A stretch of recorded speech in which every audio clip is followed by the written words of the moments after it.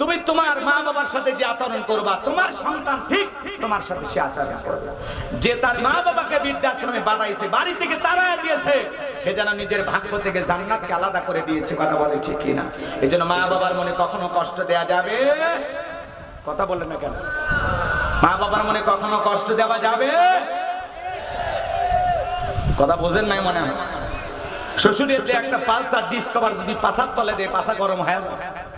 শাশুড়ির দরজায় যে বের করে ডাক দেয় আম্মা, শাশুড়ি কয় জামাই ছোটবেলায় মাদ্রাসায় পড়েছিল, গুন্না মুখস্থ।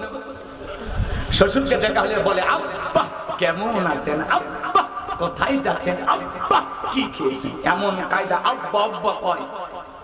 ছোটবেলায় মাদ্রাসায় পড়েছিল, কলকলার সব হরফ মুখস্থ। কথা কয় না? বিয়ের পর এক পালসার পাইয়া শ্বশুর শাশুড়ি হয়ে যায় আব্বা আম্মা, আর মা আব্বা হয়ে যায় বুড়া বুড়ি। তোর কপালত নাতিয়ার গুড়ি, মরার পরে ফেরেশতারা বাইরা ফুটে করবে ভুরি, জাহান্নামে হবে তোর বসত বাড়ি। কপাল পোড়া। তোর 22 বছর 25 বছর লালন পালন করতে গিয়ে ওরকম 5টা 10টা পালসারের টাকা পিতা মাতা তোর পিছনে খরচ করেছে। এ বেঈমান, ভুলে গেলি রে বেঈমান। কথা কয় না? পাগল হয়ে গেলি, বউ পায়ে পাগল হলি, পরে আবার কয়েকদিন পর গান গাবি ফারিয়ানা ফারিনা আমি কেন মরি, আজরাইল খেন চেনে না আমারে নাকি? কয় ঘরের রমণী যেন কাল নাকি।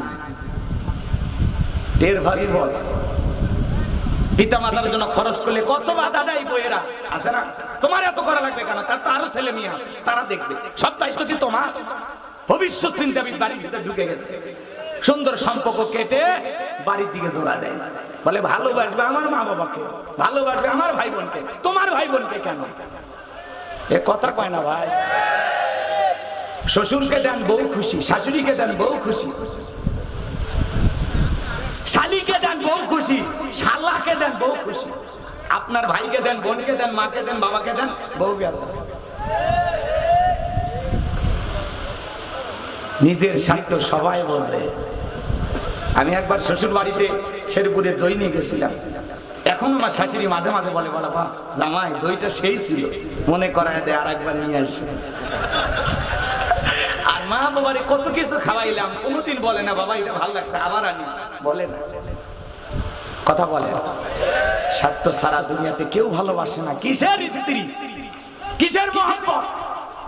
হাজার হাজার স্ত্রী স্বামী চাকরি করে ফেলায়া যাচ্ছে, হাজার হাজার স্ত্রী 2টা 4টা বাচ্চা রেখে ভাগে চলে যাচ্ছে। কিসের ভালোবাসা আছে? কিসের ভালোবাসা? একটু স্বার্থে আঘাত লাগে স্বামী টুটি চেপে ধরে। এখন অধিকাংশ বউ স্বামী ধরে পিটায়। এদেশে নারী নির্যাতনের মামলা আছে, পুরুষ নির্যাতনের মামলা নাই। একদিন খালি পুরুষ নির্যাতনের মামলা নেন, কমপক্ষে বাংলাদেশে 10 লক্ষ মামলা হবে।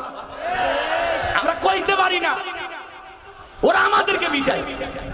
নওগাঁয় গেলাম, কয় হুজুর একটু স্বামীর খেদমতের ওয়াজ করবেন। কেন? কয় এলাকার মহিলারা স্বামী ধরে পিটায়। কমিটির লোকজন বলে, হুজুর এই ছেলে কি বললো? আমি তখন বললাম, এই এলাকার মহিলা নাকি স্বামী ধরে পিটায়।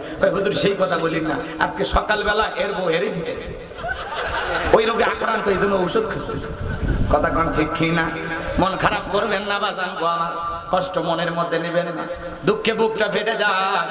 আজকে সমাজে মা বোনদেরকে কিছু বলা যায় না, একটু কথা বলবেন আপনাকে নারী নির্যাতনের মামলা দিয়ে ফাটায় দেবে। আর যদি একা কান্না একবার কাঁদতে পারে, মানুষ বলবে সব দোষ পুরুষের, নারীর কোনো দোষ নাই। কিন্তু নারী যে কত কালা জানে, কত অভিনয় জানে, তুমি পুরুষ বুঝলা না। আমার সোনার দেশটা খাইলো রে পরকিয়া প্রেমে, আমার বাংলাদেশটা খাইলো রে পরকিয়া প্রেমে। কথা কোন ঠিক না? আজকে পরকিয়ার অভিশাপে হাজারো পরিবার ধ্বংস হয়ে যাচ্ছে। এজন্য বাজান তো আমার পরিবারে যদি সুখ শান্তি ফিরাইতে চান, বউ যত কথাই বলুক না কেন, ব্যালেন্স করে চলতে হবে। গোপনে গোপনে পিতা মাতার খেদমত করবেন। বউ যতই বলুক মা বাবার জন্য খরচ করবা না, কারণ পিতা মাতা ভাই বোন রক্তের আত্মীয় স্বজনের জন্য খরচ করলে সম্পদ কমে না বাড়ে।